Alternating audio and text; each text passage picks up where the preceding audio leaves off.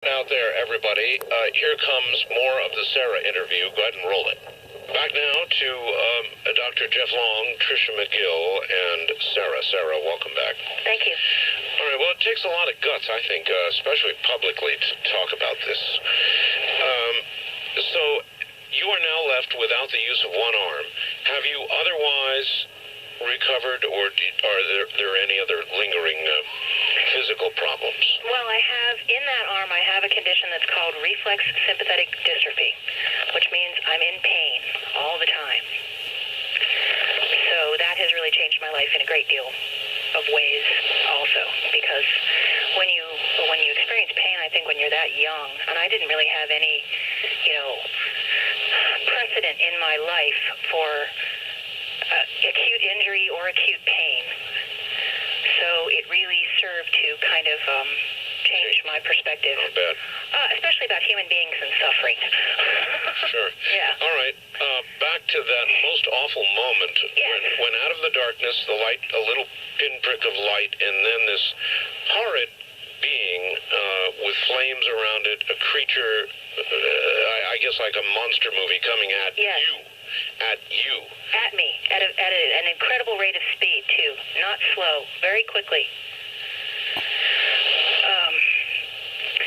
It came toward me, and it was, there was nowhere to go in this black. I didn't think there was to move, I didn't think to run, because where was I going to go? Yeah. And so what I did was, this is where I really say that I had an awareness of my body, because I remember standing my ground, just sort of locking my knees and gritting my teeth and balling up my hands and going, okay, whatever's going to happen is going to happen. And I closed my eyes as this creature, I could feel its hot breath on me at that point, right? And what it did was actually started to pass through my body. And I had an awareness of it passing actually very slowly through my body. And as it was passing through my body, it was laughing. And really gleefully laughing as it passed through me. And then it exited behind me with a pop. And then I started moving forward in the dark. And as I was rushing forward in the dark, there ended up being two more of these creatures that came at me. They were different colors from that one. You can actually remember, in other words, you say you rush forward, Yeah. as in physically running? No, more as in like whooshing, like flying. I got you. Yeah. But then I started moving forward. And then as in this infinite black, there was no sort of idea that I was moving toward anything. There was just black. Yes. And then another one of these creatures came, but I knew what to do about this one, and I just closed my eyes and it went through me. And then I kept going forward, and another one came, and these were both in different colors. They were still of the same aspect. They were still horrific looking, but they were just different colors than the original one. And so another one came through me, and it passed through me. And then I came to the entrance to a tunnel. To a tunnel. Mm-hmm. And the tunnel was made out of clouds, or seemed to be made out of clouds. It was like gray storm clouds, different colors of storm clouds. Right. And it was probably, it's hard to describe, how large it was, because I didn't have any idea of perspective at that point. But what I can tell you is that it went up and then branched to the right and went around at such a turn that I actually couldn't see where the right branch of the tunnel was going. And on the sides of the tunnel were kind of doorways in the clouds. And there were several different ones of them. There wasn't just one or two. They went up kind of at irregularly spaced intervals up the tunnels on both sides. Sounds almost like a maze. It wasn't really a maze. It was more like a viewing gallery. If you were walking down a gallery, there were windows on both sides, but these happened to be doorways in the clouds. I see. So at this point, I looked down at myself, and I no longer had my body. My body had become a little blue star, and I was just a little star of light, a little blue star. And then as I noticed myself as a blue star, which seemed a perfectly normal thing for me to be in this context, I looked back up the tunnel, and I noticed that there were other little lights kind of moving around the tunnel up ahead of me. And it was far. It was a very vast distance. It wasn't as if I could just walk from one end of the tunnel very quickly if I had feet. But you know what I mean? It was far. Yes. And there were other little lights in the tunnel. Not a lot. I'd say maybe 6. And some of them were blue like me, and others were kind of orange-amber colored. But you had sight, as we have sight now. Yes, I was still seeing, and I was still aware, completely aware of myself.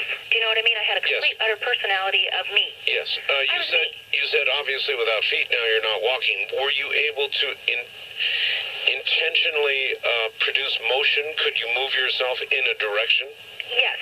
Well, it happened that as I was gazing in this tunnel going, okay, now I'm here, and now I'm a blue star. 2 little other blue stars appeared on either side of me, and they pushed me into the tunnel. So then I started moving, kind of floating into the tunnel. And that all seemed very normal at the time. I know it sounds fantastic, but to say now I know, but to you at that time, that it was just what was happening in normal. Yeah, right. I do understand. Yes.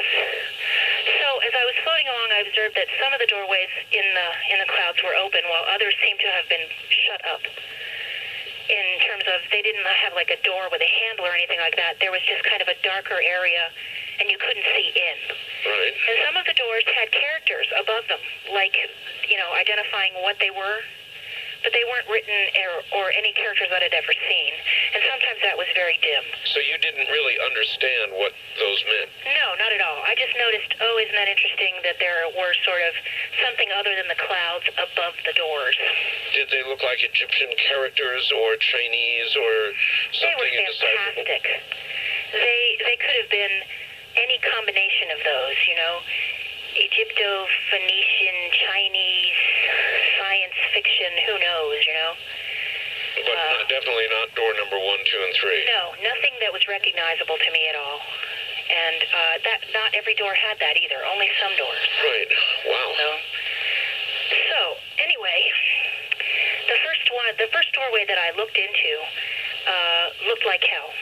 There were people shrieking and screaming, and there were naked human beings strewn about, this horrid landscape with pools of bubbling excrement, and there's boulders, and animals were torturing people, and people were torturing each other, and, there were creatures with pitchforks. Oh, my God. And, erupting flame geysers, and it was the artist's classic depiction of hell.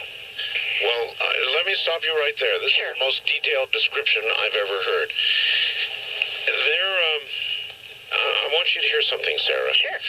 There was a story about Siberia, and they drilled, it was said, the world's deepest hole in Siberia. And the scientists who drilled the hole heard something, and they lowered a microphone as far as they could into the hole, and they made a recording. And I had a listener who sent me a copy of that recording, and I want to play that recording. It's only a few seconds long. Listen very carefully. Based on what you just described in the room that you saw, the room that seemed like hell, I wonder if it sounded like this.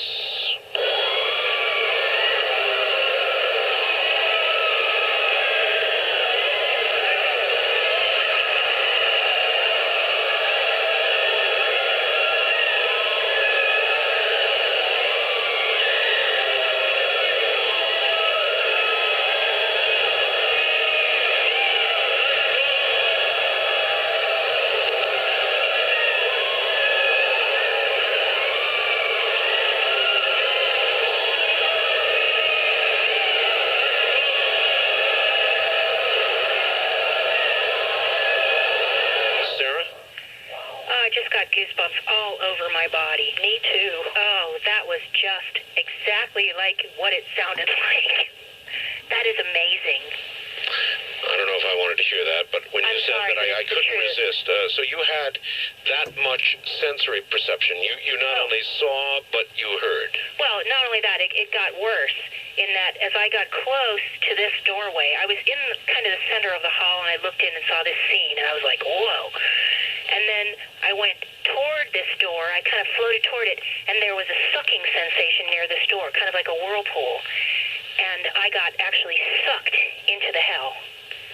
And I was kind of catapulted above it, and I was floating above this scene, which is one reason why I can describe it in such great detail, is because I was in there for a while, listening to it, looking at it, just, again, horrified and awed by what I was witnessing, because the scenes of torment were so incredibly imaginative and different. There was every imaginable thing going on in there, you know. It was just that you can think of in terms of torture and human misery. It was happening in there. And you were sucked into it? And I was sucked into it, yeah. But you were above it. But I was above it, yes. I didn't have to. It wasn't as if anything was reaching for me. It was more as if I was observing it. Good Lord. At this point, Sarah, at any point during all of this, didn't you begin to intellectualize your situation and ask yourself, where am I and what's happened to me? Or was it so natural that you just never went through that process? Really, I never, while this whole thing was happening, I never questioned why it was happening. I questioned what was happening in terms of, you know, is this even possible at all? But I never questioned why it was happening. It just seemed as if it was something that I needed to see, you know? Or maybe you were familiar with it. Pardon me? Could it be possible that, Sarah, you were familiar with it because you'd been there before? That's very possible. I have no idea. All I know is that it had a strange fascination to me in its horrible way. But you weren't yet really part of it. No, I didn't have to be part of it. I was floating above it. And then there was at one point where, kind of like when you're watching a horror movie and you decide, all right, that's enough of this. Yes. And I moved toward back. I said, all right, I'm leaving. And I went back toward the door, which was, the doorway out into the tunnel was visible from everywhere in this landscape. No matter where you looked, you could always see the door, and the door was always open. Well, You could see the tunnel, you know, the cloud of tunnel, and in there it seemed very calm, especially considering with the tumult that's all around. well, an obvious question is, though, those who were in that hell couldn't get to that door while you could. I think my feeling about this is because of what happened next, which was actually I left without any difficulty. And as I was passing through the door, my thought at that point was that the people that were in this scene could leave it at any time. They just weren't aware that they could, because they were so caught up in their own idea that they needed to suffer. Or perhaps... And you know, they say the door to hell is always open. Yeah, perhaps they were keeping themselves there. Yes, they were. Have you seen the recent Robin Williams movie? Yes, I did, on your recommendation, actually. Really? Yes. It must have jolted you pretty hard. It was interesting, but not exactly the same as my experience, only because he never had the idea of the tunnel, and the tunnel was so primary for mine. Right. But his idea of hell was tame for me. Tame compared to what you saw. Tame compared to what I saw, yes. Well, all of this is confusing to the layman, because when you start talking about clouds and light, and being a blue light, that begins to sound kind of spiritual on the good side, not... I don't know if it was necessarily spiritual on the good side. I think, actually, it's more what form humans may take when they lose their body, or what form we perceive this particular experience in. I don't know, you know? This is... Well, in What Dreams May Come and some other motion pictures that have been produced, there is the concept that people essentially sentence themselves to hell. Yes, and that's what I think, too. I think so, definitely, from the experience that I had, that those people had sentenced themselves. All right, That's what I've gotten from all of my research also, Art. Yeah. So you left there on your own, you got out. I felt really lucky, too, because I was afraid that I wasn't going to be able to get out because that sucking sensation had been so strong coming in. And, you know, even as I was leaving, I could sort of feel the energy kind of pouring back in, sort of, if anything else unwary kind of came along, it was also going to get sucked in, you know. So it was pretty interesting in that respect. And then I was back in the tunnel. Back in the tunnel of clouds and doors. Right, tunnel of clouds and doors. Okay. So I decided I was going to keep going up the tunnel. And so the next world that I looked into, which was, I don't remember if it was exactly the one right next to the hell, but the next door that I looked in that I have a conscious memory of was also a kind of hell. It was a kind of a completely yellow landscape that was flat. And there were people, and they were just walking, and they had their heads down, and they were totally depressed and totally self-absorbed in this utter miserable state of mind, and they walked past each other, and they walked next to each other, and they were totally oblivious that anybody else was there, and that was all that was happening, except there was a sun in the sky that would cast incredibly long shadows of these people across the landscape. And again, there was this sense here, again, of another kind of misery. It wasn't as graphic. Not as torturous. No, but it was, on certain levels, it was worse because these people were completely isolated and alone. And in their isolation and in their loneliness, they were utterly lost and miserable. Oh, my God. Oh, that's what I thought, too. When I looked in that world, I was like, oh, my God. All right, That one I didn't have to go into, though. That one I managed to, there was no sucking sensation at that door. I just looked at it. You looked at it and said, wow. Enough of this place. All right, hold on, Sarah, and hold on.